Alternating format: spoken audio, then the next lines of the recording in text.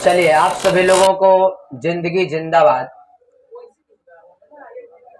तो चुप रहा, मैं कुछ बोलो थोड़ा पर न तू ही आके सिखा हो। इसी तबीयत खराब हो, दिमाग मत छाट जी। तो आप सभी लोगों को जिंदगी जिंदाबाद। इसके साथ आप सभी लोगों को कुणाल एकेडमी यारी पर ढेर सारी शुभकामनाएं। गलती बोला लेना। आप सभी लोगों को इस चैनल पर ढेर सारे अभिनंदन, अर्थात आप सभी लोगों को कुणाल एकेडमी यारी पर बहुत बहुत बहुत बधाई। तो आप लोग छठ मना लिए, दीपावली भी मना लिए, है ना जी, और दशहरा भी मना लिए। दशहरा, दीपावली, छठ पूजा तीनों को हम लोग मना लिए। अब इसके बाद हम लोग एकदम छुट्टी में हैं, है ना। अब आराम से लेकर के एकदम आराम से एग्जाम की तैयारी अब अपन करेंगे। और अब रेगुलर कंटेंट आपका जाएगा। अब आपका जो है सिर्फ एक ही सपना होना चाहिए अब से कि मैट्रिक का एग्जाम कैसे सफल होगा। अब जो है वह मैट्रिक का एग्जाम कैसे सफल होगा, अब इसका तैयारी आप लोगों को करना है ना जी। तो चलिए, अब हम आज की क्लास को स्टार्ट करते हैं। आज आप लोग छठी मैया से मांगे, हम भी मांगे कि आप लोगों को सद्बुद्धि बढ़े, एग्जाम की तैयारी बढ़िया से करें, है ना जी। और आने वाले समय में एक टॉपर का सपना देखें। तो आज की क्लास को अब स्टार्ट किया जाए, करें ना। आज की क्लास का सबसे पहला ऑब्जेक्टिव है मानव नेत्र में किस प्रकार का लेंस पाया जाता है। मानव नेत्र में, बोल बताइए बस। मानव नेत्र में किस प्रकार का लेंस पाया जाता है। मानव लेंस समझ में आता है। मानव के नेत्र में, मानव नेत्र में किस प्रकार का लेंस पाया जाता है। मनुष्य का जो आंख होता है उसमें लेंस होता है ना, आपको बताया। तब मनुष्य के नेत्र में कौन लेंस होता है। तब मनुष्य के नेत्र में होता है कौन वाला बुआ, उत्तल लेंस। बोलिए ए बी सी के डी ए। बहुत अच्छा, आगे बढ़ते हैं अपन। लिखा है प्रकाश की किरण को मोड़ने की क्षमता को कहते हैं। यानी प्रकाश के किरण को मोड़ने की क्षमता को क्या कहते हैं। तो प्रकाश के किरण के मोड़ने की क्षमता को बताइए जरा। आप लोग बोलते हैं टाइम नहीं देते, पर 5 सेकंड का टाइम देंगे, आप लोग आंसर बताइएगा। क्या सेकंड का टाइम देंगे, 5 सेकंड का। लिखा है बाबू, प्रकाश के किरण को मोड़ने की क्षमता को कहते हैं लेंस की क्षमता। लेंस की क्षमता का व्युत्क्रम, कि लेंस की समंजन क्षमता, कि प्रकाश से कोई नहीं, सॉरी इनमें से कोई नहीं, तो लेंस की क्षमता। Option number A B C की डी ए। चलो अगला नंबर है आपका क्वेश्चन, है ना। जल की एक गोलीय बूंद में, जल की, ध्यान से क्वेश्चन समझिएगा। जल की एक गोलीय बूंद में व्यास के अनुदेश आपतित प्रकाश किरण की कितनी बार अपवर्तन होगा। माने जल की एक गोलीय बूंद, जल का एक बूंद होता है ना, ऐसे टपकाइएगा ना, था लाइए दिखाते हैं, लाइए जूठा कर ले पानी जी, ठीक है लाइए। देखिए ये जल है, जल का एक गोलीय बूंद, देखिए गिरा ना, नहीं दिखा, देखिए एकदम ध्यान से, गिर ना भाई, नहीं गिर रहा है जी, गिरता ही नहीं। चल देखो,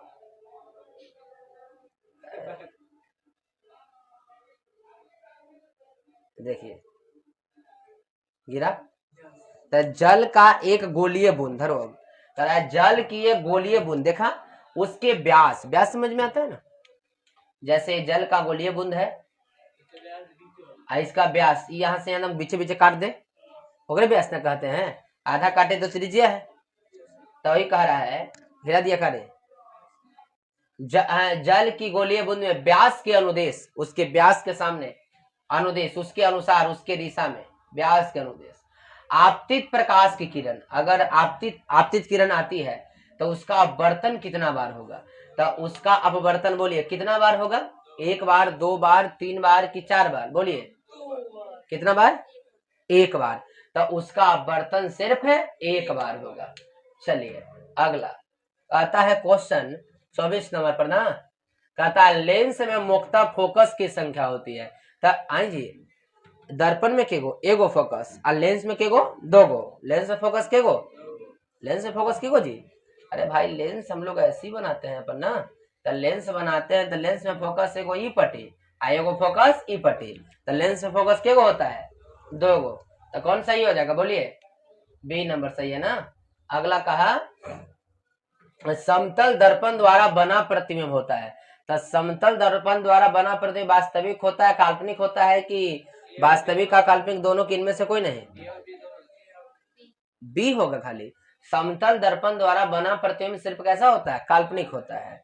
यानी ऑप्शन नंबर बी। देख के बोलिएगा जरा हम सोच समझ कर।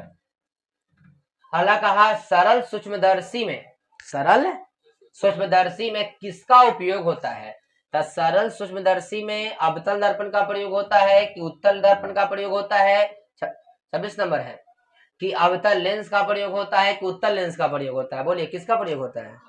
उत्तल लेंस का। उत्तल दर्पण को उत्तल लेंस, उत्तल लेंस का। चलिए ठीक है। अगला नंबर कहा आपका क्या नंबर से क्या है जी? 27। अवतल दर्पण द्वारा क्या कह रहा है? अवतल दर्पण द्वारा, अवतल दर्पण द्वारा आवर्धित, अवतल दर्पण द्वारा कौची?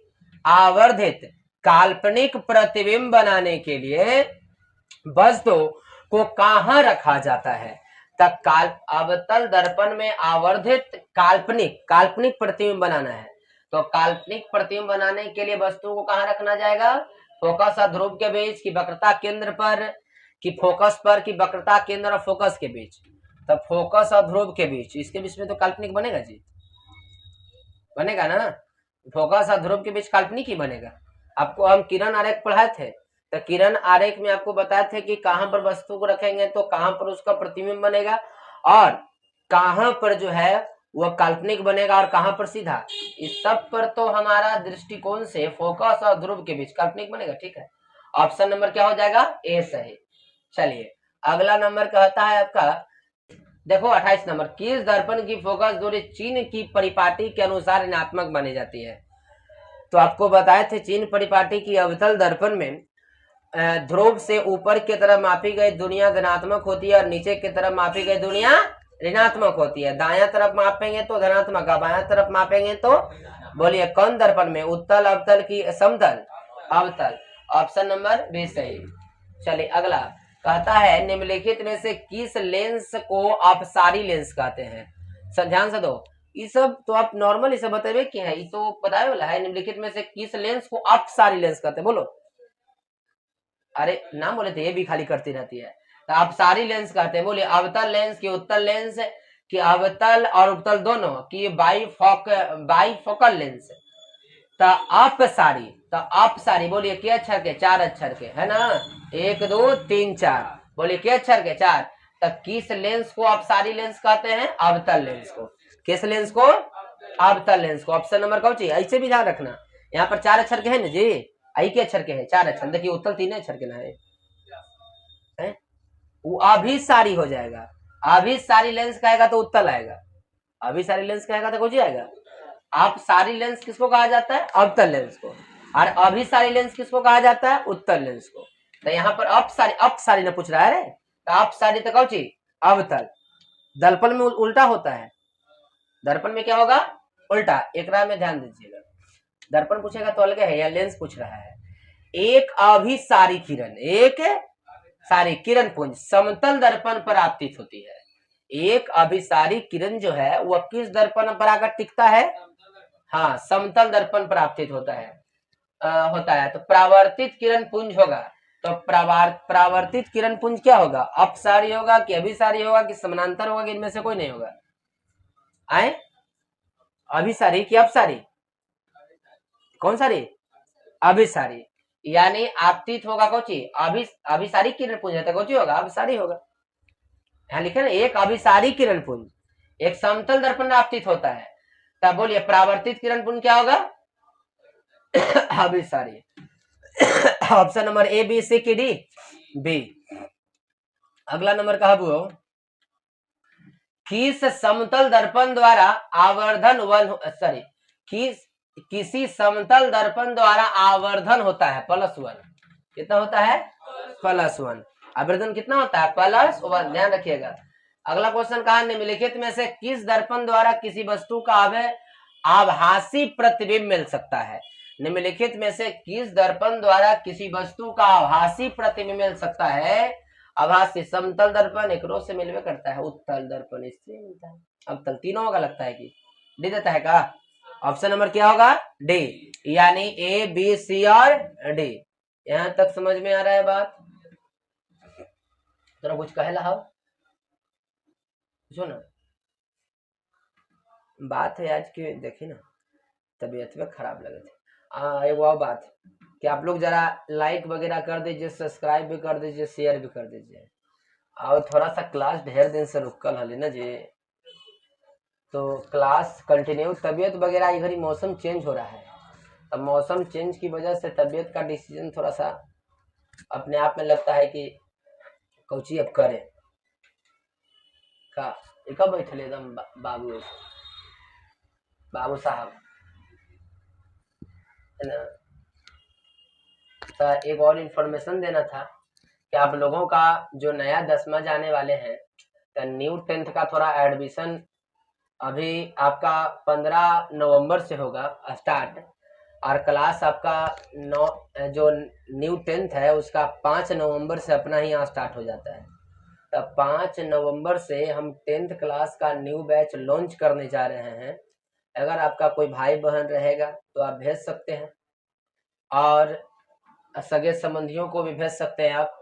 तब 5 नवंबर से ऑफलाइन क्लास स्टार्ट हो रहा है, नीचे एड्रेस दे दिया जाएगा, और आप जो है वह न्यू क्लास में ज्वाइन हो सकते हैं। मेरे यहाँ क्रैश कोर्स का सुविधा नहीं है, बस खाली एक साल रेगुलर पढ़िए, डिटेल पढ़िए, डिपली पढ़िए, ड्रामा करने नहीं आता है हमको। 1 साल पूरा एकदम डिपली, हमको समझ में नहीं आता है कि जो 7, 5, 6 महीना या पूरा सिलेबस पढ़ाकर कैसे खत्म करता होगा। ये क्रैश कोर्स नहीं होता है, वो पैसा लूटने का सिर्फ ड्रामा होता है। और एक क्रैश कोर्स क्या होता है, वो क्या करता है, जो चीज वह रेगुलर में पढ़ाता है वही ज्यों का त्यों क्रैश में ज्यों का त्यों पॉइंट वो चेंज नहीं होता है। बुआ एकदम ज्यों का त्यों वही जगह पर वही पॉइंट ज्यों का त्यों क्वेश्चन क्रैश में लिखवाता है, जो रेगुलर में लिखा है ज्यों का त्यों। तो एक ही चीज को दोबारा पढ़ने का क्या मतलब है?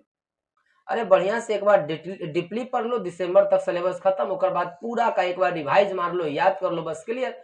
एक ही चीज को बार बार लिखना है, वही जगह पर लिखना है, वही पॉइंट पर लिखना है, क्या फायदा है?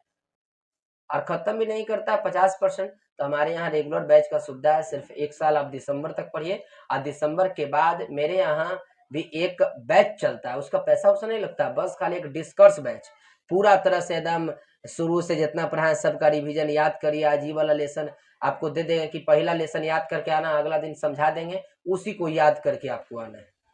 बात समझ में आ रहा है? तो 5 नवंबर से जो है वो आपका रेगुलर 10वां वाला बैच स्टार्ट हो रहा है। चलिए वापस आए, हो गया ना 32 नंबर, 32 की 33। अगला नंबर क्वेश्चन कहा, आकाश का नीला रंग होना किस परिघटना का परिणाम है? प्रकीर्णन का। किसका? प्रकीर्णन का। चलिए अगला क्वेश्चन कहा, ये सब तो पढ़ाए आपको। विरल माध्यम से सघन माध्यम में जाती हुई किरण मुड़ जाती है, यानी कह रहा है कि अगर कोई किरण विरल माध्यम से सघन माध्यम में प्रवेश कर रहा है, थोड़ा बचेगा बोलने, अगर कोई प्रकाश का किरण अगर कोई प्रकाश का किरण विरल माध्यम से सघन माध्यम में प्रवेश करता है, विरल मतलब उदाहरण दीजिए विरल का। हवा माने कह रहा है कि कोई प्रकाश की किरण विरल माध्यम से सघन माध्यम में प्रवेश करता है। कौन माध्यम से हुआ? विरल माध्यम से सघन माध्यम में, यानी जैसे हवा से प्रवेश किया कांच में, तो कह रहा है मुड़ जाता, अविलंब की ओर मुड़ेगा कि अविलंब से दूर भागेगा कि अविलंब के साथ हम सट जाएगा, किन में से कोई नहीं, बताइए कैसे जाएगा? अरे अविलंब बोलो जैसे, अभी देखो अविलंब विरल से सघन माध्यम में जाएगा, तो कहने अविलंब से मुड़ेगा कि सटेगा? तब बोलिए, कह रहा है कि किसी विरल माध्यम से सघन माध्यम में जाते हुए किरण मुड़ जाता है, अभिलंब की ओर मुड़ेगा कि अभिलंब से दूर भागेगा कि अभिलंब के साथ सटेगा कि इनमें से कोई नहीं।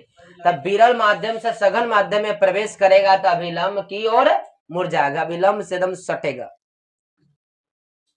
अभिलंब से क्या होगा, अभिलंब की ओर सटना चाहेगा वो, अभिलंब की ओर मुड़ेगा वो। समझ में आ रहा है? ऑप्शन नंबर हमारा क्या हो जाएगा बुआ, ए। चलिए 35 नंबर, निम्नलिखित में से किस लेंस की फोकस दूरी धनात्मक होती है? किस लेंस की फोकस दूरी धनात्मक होती है? उत्तल लेंस का, समतल अवतल दोनों का, कि अवतल लेंस का, कि इनमें से कोई नहीं? बोलिए। उत्तल लेंस का, ऑप्शन नंबर ए सही हो जाएगा। चलिए अगला नंबर, नेक्स्ट नंबर है 36, कहता है चिन्हों की निर्देशांक परिपाटी में धनात्मक फोकस दूरी होती है। तो धनात्मक फोकस दूरी उत्तल लेंस की उत्तल दर्पण की, अवतल दर्पण की, और ये दोनों का होगा, यानी ऑप्शन नंबर क्या होगा, डी सही होगा। निर्देशांक चिन्ह परिपाटी में सभी दूरियां मापी जाती है ध्रुव से, ऑप्शन नंबर बी। चलो